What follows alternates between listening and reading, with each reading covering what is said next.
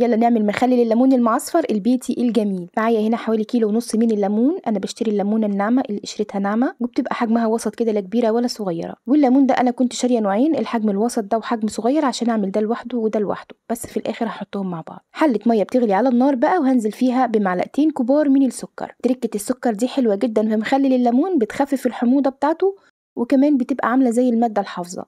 الليمون ما بيبوظش منك حتى لو بعد ما فتحتيه بشهر.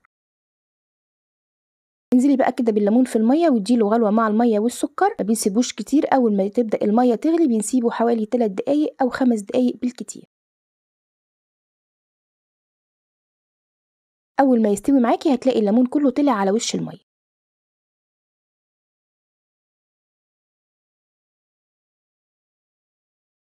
اغلي الليمون كويس عشان ده مخلل سريع، هنفتح عليه بعد اسبوع او 10 ايام بالكتير وهيكون جاهز معاكي. ادي الليمون بتاعي بقى دلوقتي جاهز، شايفه كله اتفتح ازاي وقب على وش الميه. هو كده خلاص استوى. انا ما كنتش عامله فيه اي فتحات بالسكينه، هو فتح كده لوحده من الميه المغليه. لازم كله يفتح كده عشان الدقه اللي هنعملها له تدخل فيه. خلاص اهو صفيته من الميه السخنه وبس، بردته بشويه ميه من الحنفيه. انا ما بنقعوش في ميه ولا ببيته في ميه يومين 3 ولا الكلام ده، هشتغل فيه على طول اول ما يبرد. هنبدا دلوقتي نجهز له الدقه بتاعته او التمليحه بتاعته. معايا هنا ربع كيلو من ده الفلفل بتاع الهريسه اللي بنجيبه ونعمل بيه هريسه الشطه. والفلفل ده بارد على حامي، مش الكميه كلها فلفل حامي. هقطع الفلفل كده في الكبه.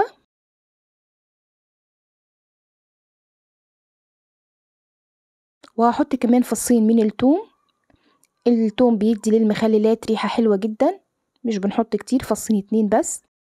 نحط كمان ورقتين كده من الكرفس، ده كرفس انا مفرزاه في التلاجة.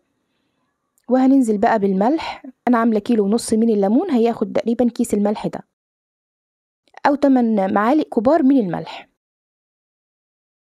وهنضرب بقى الدقه بتاعتنا في الكبه لحد ما ننعمها خالص. هنجيب البوله اللي هنجهز فيها الدقه واحط فيها جزرتين كبار مبشورين، وهنزل عليهم بالفلفل اللي ضربناه مع الثوم والملح.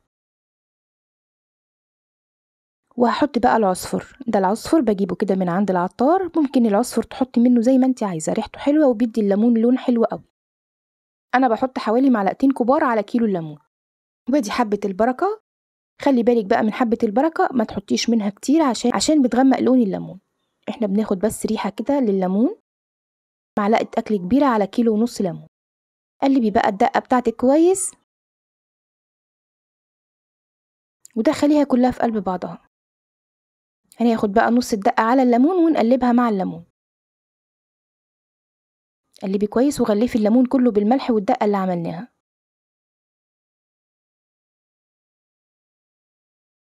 زي ما انت شايفه كده بقلبه مع الدقه.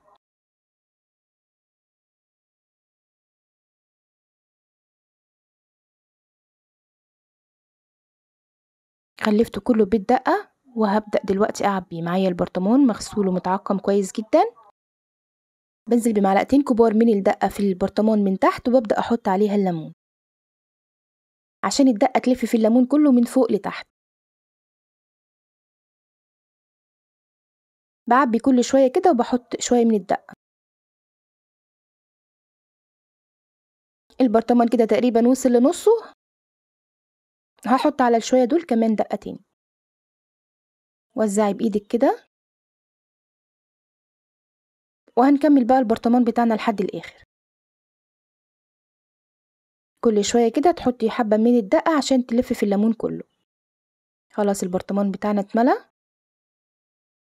دي الميه اللي كنا سالقين فيها الليمون، ميه بسكر مكان سلق الليمون، وهي دي اللي هزود بيها الليمون. ما بحطش كتير، هما مجين 2 ميه بس اللي هحطهم. حطي وهزي البرطمان كده عشان تنزل لتحت، شايفه. وما بنملاش البرطمان على الاخر عشان لما الليمون هيقعد في الملح هينزل ميه تاني وهيتملي لوحده، فما يبقاش هو من الاول مليان ويبدأ يجيب الميه ويبهدل لي المطبخ. خلاص كده انا هكتفي لحد هنا، مش هزود تاني ميه.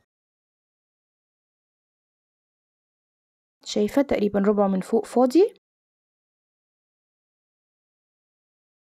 وهقفل الوش برشة زيت كده عشان يحفظ لي المخلل من العفونة.